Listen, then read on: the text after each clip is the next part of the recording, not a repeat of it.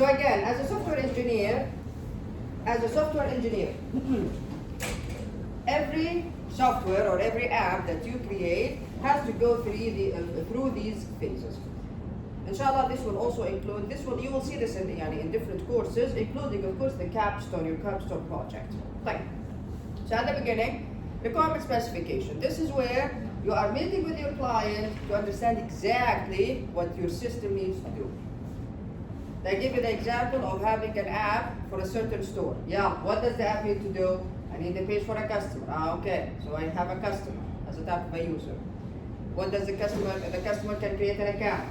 This is a requirement. The customer can log in. The customer can look at items. The customer can add items to their cart. The customer can then check out. All of these are requirements of your software. What is the software required to do? And there is a formal way to write these requirements. You will inshallah have this in a separate course. Right, then system analysis. System analysis, you analyze. So in this phase, you seek to analyze the business process in terms of data flow and to identify the system's input and output. Here you will use diagrams. You will learn about different diagrams. You learned about flow charts in SE100. You will learn about other different diagrams. We learned also about input output. Remember the input output charts. There is also something called data flow charts, and you will use this in this phase. You analyze the system, meaning you understand exactly what goes through the system and what comes out of it. What is the input, what is the output, and the different types of users. Very quickly, you have 1 minute. Right. Part of the analysis entails modeling the system's behavior. The model is intended to capture the essential elements of the system and to define services to the system. After that, you start design. So system design, the process of designing the system's components. This is where we use flowcharts, pseudocode. Remember pseudocode? This is where we use pseudocode. And then, for example, for the customer should be able to log in. Let's write a pseudocode for the login function. After this phase, you go to the implementation. Then you can implement this system, this software, this app in any programming language. It doesn't have to be Java. In any programming language, just by looking at the design. You can give it, you create an app for iPhones and for iOS devices. You create an app for Android devices. You create a website. You create a desktop application. All of these are different platforms, but all of them can be created using the system, using the document that you create in the system design phase. So this phase involves the use of many levels of abstraction to decompose the problem into manageable components, identify classes, interfaces, and establish relationships among the classes and interfaces. Now, these three phases, system analysis, system design, we call them input, process, output phases. The essence of system analysis and design is input, process, and output. This is called IPO, and we learned about this in SE100. Then we go to the implementation. This is where the coding starts. The process of translating, remember when I told you translating the system design into programs. Separate programs are written for each component and put to work together in the implementation phase. This phase requires the use of a programming language, of course, like Java. The implementation involves coding, testing, and debugging. You will learn about testing in a separate course as well. Then testing. Now usually the team who implemented and designed the software is different from the team who does the testing. Why? Why do you think so? Excellent. They notice new stuff. Very well. When you as a software engineer, when you get too involved with the system, and especially with the coding, you know the coding. So you become, I don't want to say blind, but it's because you are so used to the codes, you miss out some stuff. So you need a fresh set of eyes. Someone who doesn't know anything about the code to actually test it. But because they don't know anything about the system, now they test it with fresh eyes. They can weed out these tiny little mistakes that you missed out because you were way too involved with coding. So testing ensures that the code meets the requirement specification and weeds out bugs. An independent team of software engineers not involved in the design and implementation usually conduct such testing. Then deployment. Yeah, on the table, on the table. Quickly employ, quick. Deployment, this is where you are actually publishing your software so that people can actually use it. Deployment makes the project available for use. بسرعة يا مضاوي. For a Java program, this means installing it on a desktop or on the web. If it's an app, you put it on Play Store or App Store or whatever. If it's a website, you make the website live. If it's a desktop application, you start, marketing for it. Is it free? Is it not? All of that stuff. Are we done? We're not done. The last phase is maintenance. If you create an app and you just make it available for people to use and then forget about it, at some point people will stop using your app, no matter how good that app is. Why? New operating systems, new security threats, viruses or whatever. You have to always maintain your apps, your software. So maintenance is concerned with changing and improving the product. A software product must continue to perform and improve in a changing environment. This requires periodic upgrades of the product to fix newly discovered bugs and incorporate changes, especially changes that come with new versions of the operating system. Questions? Very good. Now, here we have another example, and it's not really a new example.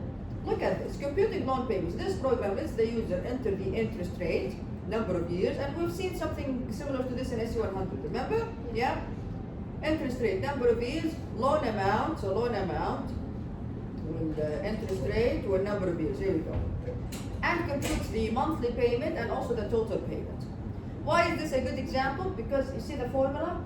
The formula is a bit complicated. Let's look again. This example is new, we don't have any new concepts here. We are just going to look at it to see how this formula was translated into code. Okay. So compute loan. I'm not going to create a class or anything. I'm just going to go through the code very quickly. So here it is. Okay. Again, I'm importing the scanner class. I'm creating a scanner object. Yeah. I'm asking the user for the yearly interest rate. All right. So the user enters the annual interest rate. Then I calculate the monthly interest rate. Monthly interest rate is the annual interest rate over 1,000 time. Then here, the number of years. Again, the user enters the number of years. Then here, the user enters the loan amount. And I give them examples so that the user understands exactly what to. Here we are calculating. Remember that formula just now? Here it is. Monthly payment is the loan amount that the user entered times the monthly interest rate, here it is, over, and then 100 minus 1 over, you see, it was a bit complicated. Math.pow, here we use the pow method from the math class. 1 plus the monthly interest rate and the number of years times 12. Alright, so this is the monthly payment. This formula is the same formula as this one. There you go. Here it is. Here it is. And then division 1 minus and then times all of this. Here we use math.pow to raise all of this to the number of years times 12. Okay? This is a good example when you have like a complicated formula like this one. Is it clear, Hamad? Yeah? Done.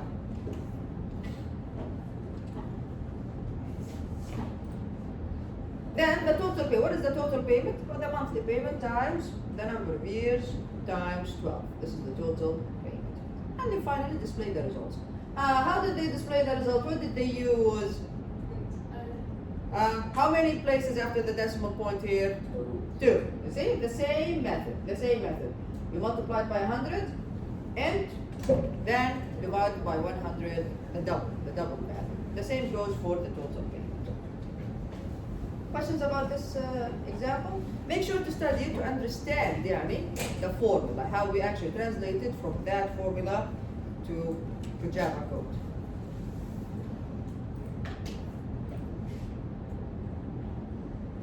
Alright, another example is monetary units. Again, there is nothing new in this example. It's a bit long, but not because there is anything new here. No, this program lets the user enter the amount in decimal representing dollars and cents.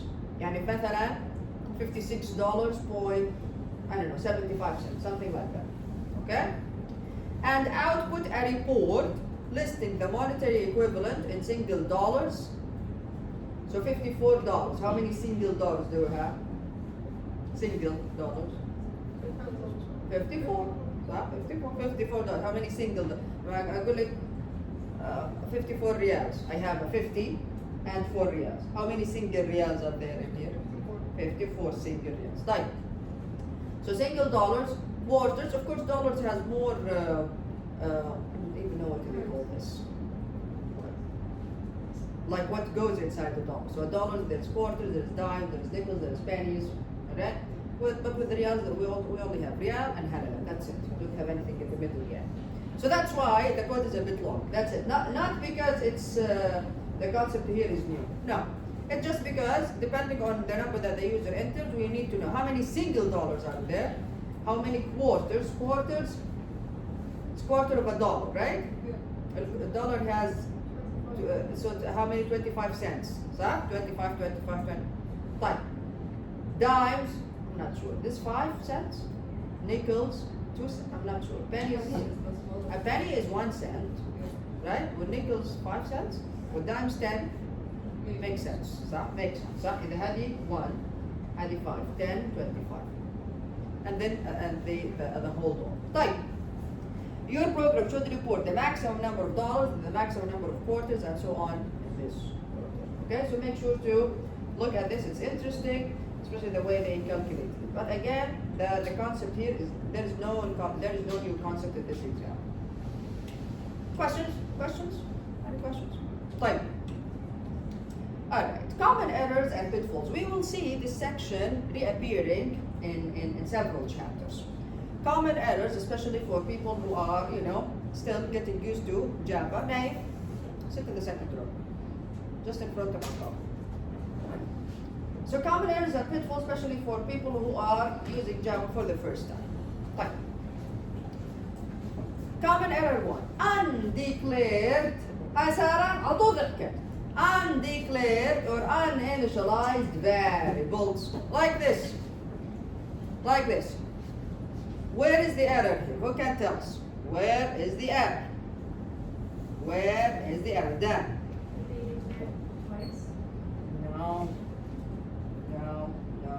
Layla. The spelling error.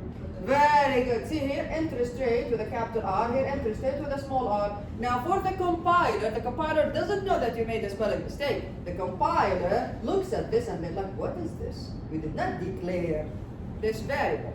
Not only this, you did not declare it and you did not give it a value. So you did not declare it and you did not initialize it.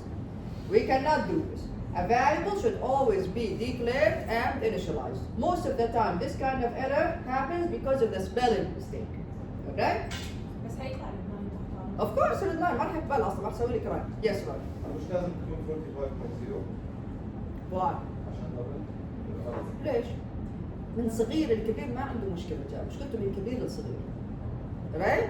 Interest rate is 0.05. صح؟ Double times an int. This will become what? Double times int. This is what? Double. Here you go. So ما عندي مشاكل أنا من صغير الكبير ما عندي مشكلة، مشكلتي بالعكس. طيب, common errors to integer overflow. Very good. Look at this. Remember the last value in the range for an integer? This is the last value and this is the maximum positive number an integer, an int, can hold. What happens if I add 1 to it and try to assign it to an int? What will happen? Yes? It's gonna be too long. Well, it will be accepted. Why? Because it will go to the other side. Yani if we remember when he kept the table. Here it is. So this is the table, right? So this is from this number to this number and house, right? If I add 1 to this one, I don't write the number, I'm not writing it myself. No, there is a calculation here. If I add 1 to it, so the result, what will happen? And then I try to add it to int, I try to assign it, to an int variable. What will happen? It will go to the other side of the range. Understand what I'm saying? It's like there is two sides to the range. Add one, go back here. Because it's a cycle at the end of the day. Alright? Yeah. وامتى بيعطيني الايرور؟ If you actually write a long number. So if you write مثلا this number and instead of 7, 8. شوف your red line. فيها the actual number. But if it's a calculation, عادي if it's a calculation راح هذه يسموها هي خطأ. هي في النهاية خطأ. It's not correct. But what do we call this? Integer of it's a logical error, but we call it integer overflow. So back here, yeah. What would happen if we were to add 2 instead of 1? Exactly. It will go to the next number in the negative side. Understand what I'm saying? Sit down. Sit down. Alright, so if you added 1, it will go back to the range from the other side. So it will take this number. So if you added 2, what will happen? It will be instead of 8, it will be 7. So minus 7. You get it? The next number. It will still stay in the same. That's why it's called integer overflow. I am overflowing the range, yeah. Okay? And we have this issue not only in programming, we also have this issue in cybersecurity as well. Right, so this is a common error as well. So, if you are using long numbers, big integers, make sure to use what? Instead of int, double or long. Very good, very good. طيب هيك بتصير بس مع الانت ولا معاهم كله.